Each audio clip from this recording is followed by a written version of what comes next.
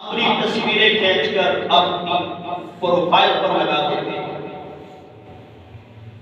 اپنی face book I D پر لگا دیتے ہیں، اپنی واٹس ایپ آئی ڈی پر لگا دیتے ہیں، ٹویٹر آئی ڈی پر لگا دیتے ہیں، ٹک ٹاک پر لگا دیتے ہیں، اپنی تصویریں کھینچ کر اپنے بچوں کی تصویریں کھینچ کر ہم فوراً سوشل میڈیا پر لگا دیتے ہیں۔ بچہ سکول کے اندر اچھے مارکس لیتا ہے، بچوں کو سیر کروانے کے لیے کہیں لے کر گئے ہیں، وہاں ان کی تصویریں کھینچ کر ان کی ویڈیو بنا کر ہم وہ سوشل میڈیا پر چلا دیتے ہیں۔ اور پھر کیا ہوتا ہے، ہر انسان کی نگاہ ایک طرح کی ہے، کچھ ان چیزوں کو اچھی نگاہوں سے دیکھتے ہیں اور کچھ ان چیزوں کو بری نگاہوں سے دیکھتے ہیں، اور پھر ان بری نگاہوں جو ان چیزوں پر پڑی ہوتی ہے اس کے اثرات بھی ہمارے سامنے آنا شروع ہو جاتے ہیں۔ جیسے پچھلی دفعہ میں نے فیصل آباد کے ایک آدمی کا واقعہ کیا، وہ کہتا ہے کہ صرف میں نے اپنے بیٹے کی پروفائل لگائی اپنی I D per, P D پر، صرف مجھے ایک گھنٹہ ہے، ایک کمنٹ آنے کے بعد میرا بچہ اٹھنے کے قابل ہے۔ بچوں تو دور کی بات، اب ہم اپنے پیٹ کی تصویریں بھی وہ لگانا شروع کریں جو ہماری عزت ہوتی ہے، اب ان کو بھی نیلام کرنا شروع کریں۔ ہم خود اپنی جان کے بھی دشمن اور اپنی اولاد کے بھی دشمن، یعنی ان کے لیے اور اپنے لیے نظر بد کے اسباب خود پیدا کریں۔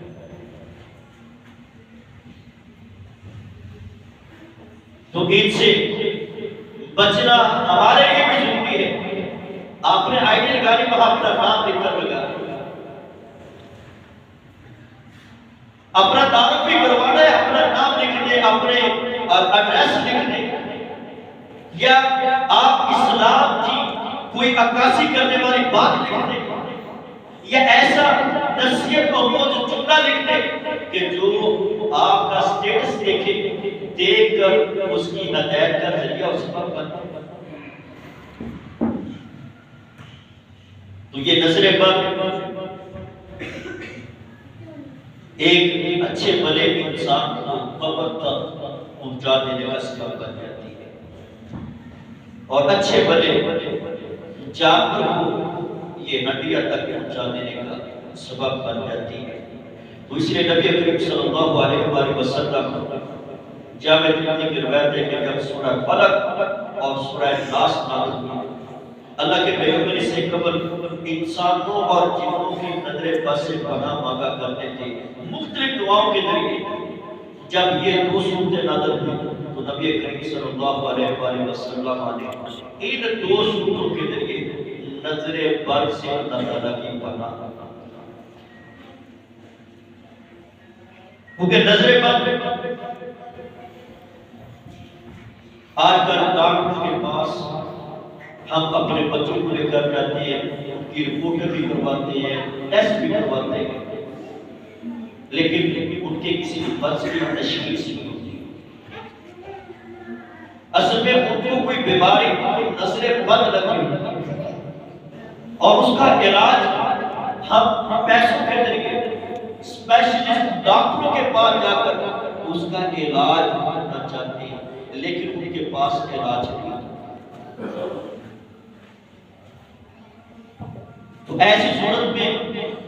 اگر رپورٹیں بھی بالکل کلیئر آ رہی ہیں، مرض کی تشخیص بھی نہیں ہو رہی، تو سمجھ لیں کہ اس بچے کو، اس انسان کو نظر بد لگ چکی ہے۔ نظر بد کی کئی علامات ہیں۔ نظر بد کی علامات میں سے ایک ہے کہ انسان کو کثرت کے ساتھ جمائی آتی ہے، جمائی پر جمائی آ گئی ہے، تو ایسے انسان پر بھی نظر بد کے اثرات ہوتے ہیں، اس کو کثرت کے ساتھ جمائی آتی ہے۔ نبی کریم صلی اللہ علیہ وآلہ وسلم نے فرمایا کہ جمائی شیطان کی طرف سے ہے اور چھینک یہ اللہ کی طرف سے ہے۔ جب چھینک آئے تو ہمیں اللہ کا شکر ادا کرنے کی تعلیم دی گئی، ہم الحمدللہ پڑھیں۔ اور جب جمائی آنے لگی تو نبی کریم صلی اللہ علیہ وسلم نے ہمیں تعلیم دی ہے کہ جب جمائی آئے تو اپنی جمائی کو روکنا ہے، منہ کو بند رکھنا ہے، اور اگر نہیں کنٹرول ہو رہی، ضبط نہیں ہو رہا، پھر اپنے منہ کے ساتھ، اپنے ہاتھوں کے ساتھ اپنے منہ کو بند رکھنا ہے۔ فرمایا منہ نہیں کھلنے دینا۔ حدیث میں کہ جب بندہ منہ کھول لیتا ہے، فرمایا کہ شیطان اس کے اندر داخل ہو جاتا ہے، اور جب بندہ ہاتھ کی آواز نکالتا ہے، فرمایا کہ تھا منہ شیطان، شیطان اس کے اس عمل سے خوش ہوتا ہے۔ اور ہمارے ہاں جمائی کا نماز کے اندر کیا رکھا جائے؟ نماز کے اندر تو جمائی وغیرہ کو بڑی احتیاط کے ساتھ کنٹرول کرنا چاہیے۔ نماز پڑھ رہے ہوتے ہیں اور جمائی پر جمائی تو جمائی یہ کثرت کے ساتھ ہونا، یہ بھی نظر بد کی علامات میں سے۔ انسان بیٹھا بیٹھا تھک جائے، جسم چورا چور ہو جائے، کوئی کام بھی نہیں کیا، محنت بھی نہیں کی، لیکن جسم کے اندر بے تحاشا طاقت آ جائے، تو یہ بھی نظر بد کی علامت ہوتی ہے۔ انسان پر نیند کا غلبہ رہے، نیند جان چھوڑنے کا نام نہ لے، اونگ اس پر طاری رہتی ہے، نیند کا غلبہ رہتا ہے، تو کثرت کے ساتھ نیند کا انسان پر غالب رہتا ہے، یہ بھی نظر بد کی علامات میں سے ہے۔ اور ایسے خطرناک بخار چڑھ جاتا ہے، ڈاکٹروں سے اس بخار کا کور نہ ہونا، یہ بھی نظر بد کی علامات میں سے ہے۔ یا انسان کے سر کے اندر بے تحاشا درد ہو جاتا، میڈیسن کھانے کے بعد اگر اس کا درد وغیرہ کلیئر نہ ہو، ختم نہ ہو، تو یہ بھی نظر بد کے اثرات ہوتے ہیں۔ بس اوقات جسم کے کسی حصے کے اندر درد ہوتا ہے، کبھی پوری باڈی کے اندر اس کے اثرات طاری ہو جاتے ہیں۔ تو جب ان علامات میں سے کوئی بھی علامت ہمارے سامنے آ جائے تو پھر کتاب و سنت کے اندر بیان کردہ طریقے کے مطابق اس کا علاج کیا جائے۔ اگر تو ہمارے سامنے ایک بات ہو جائے کہ فلاں انسان کی نظر بد لگی ہے، پھر نبی کریم صلی اللہ علیہ وسلم نے حکم دیا کہ ایسے انسان سے غسل کروایا جائے، وضو کروایا جائے اس سے، اور جس کو لگی ہے اس کے بیک سائڈ پر، اس کے جسم پر پانی بہا دیا جائے۔ جس طرح سعد بن حنیف رضی اللہ عنہ کو عامر بن ربیعہ کی نظر لگی تو اللہ کے پیغمبر نے ان سے غسل کروایا، اور سعد بن حنیف رضی اللہ عنہ پر پانی ڈالا تو بالکل ٹھیک ٹھاک ہوا۔ اگر ایسا انسان ہمیں پتہ ہے کہ کس کی نظر بد لگی ہے، پھر ایسی صورت میں نبی کریم صلی اللہ علیہ وآلہ وسلم نے دعائیں بتائی ہیں، ان دعاؤں کا اہتمام کر کے نظر بد کا علاج کیا جائے، نظر بد سے اور نظر بد کے برے اثرات سے اپنے آپ کو بچایا جائے۔ جس طرح کہ نبی کریم صلی اللہ علیہ وآلہ وسلم نے تعلیم دیتے ہوئے فرمایا، اپنے نواسوں کو اللہ کے پیغمبر دم کیا کرتے تھے نظر بد کا،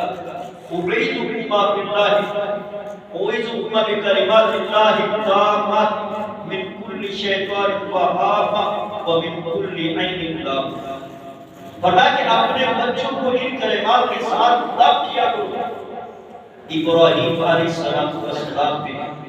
اپنے بچوں اسماعیل علیہ السلام اور اسحاق علیہ السلام کو ان کلمات کے ساتھ دم کیا کرتے تھے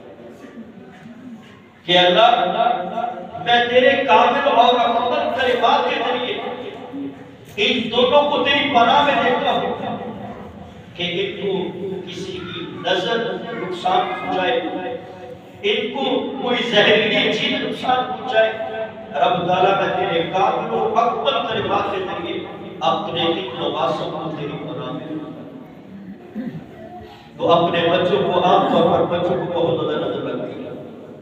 اسماء بنت عمیس رضی اللہ تعالیٰ عنہ کے پیغمبر کے پاس آئی، کہا اللہ کے پیغمبر جعفر کے جو بیٹے ہیں رضی اللہ تعالیٰ عنہ، ان کو نظر بد بہت جلد لگ رہا ہے، اب اثر کی نہ اللہ کے پیغمبر کیا ان کے لیے دم کروا دیا؟ تو نبی کریم صلی اللہ علیہ وسلم نے فرمایا ہاں اسماء بچوں کو نظر بد کا دم کروا لیا، کیونکہ اگر کوئی چیز تقدیر سے آگے بڑھ سکتی ہوتی تو وہ نظر بد ہوتی، لیکن نظر بد کا لگ جانا یہ بھی تقدیر میں سے، کیونکہ اللہ کے قضاء و قدر سے باہر کوئی چیز نہیں۔ فرمایا کہ اگر کوئی چیز تقدیر سے آگے بڑھ سکتی تو وہ یہ نظر بد ہوتی، اس لیے اپنے بچوں کو نظر بد کا کام کروا دیا۔ اب اگر ہمیں کسی کا پتہ نہیں ہے کہ کس کی نظر بد لگی ہے تو پھر سورہ فلق، سورہ الناس اور سورہ الاخلاص یہ پڑھ کر بچوں کو دم کیا ہے۔ تو ان صورتوں کے پڑھ کر دم کرنے کی وجہ سے بھی اللہ سبحانہ و تعالیٰ نظر بد کے اثرات سے بچا لیتا ہے۔ نبی کریم صلی اللہ علیہ وسلم نے ان صورتوں کے نازل ہونے کے بعد عیدی کے لیے دم کیا کرتے تھے، اور ایسے نبی کریم صلی اللہ علیہ وسلم نے ایک اور دعا بھی سکھلائی ہے نظر بد کے اثرات سے بچنے کے لیے۔ بسم اللہ ارقیک اللہ یشفیک من کل داء یؤذیک اللہ یشفیک بسم اللہ ارقیک، کہ اللہ میں تیرے بابرکت نام کی ذریعے اس فلاں مریض کو دم کرتا ہوں کہ اللہ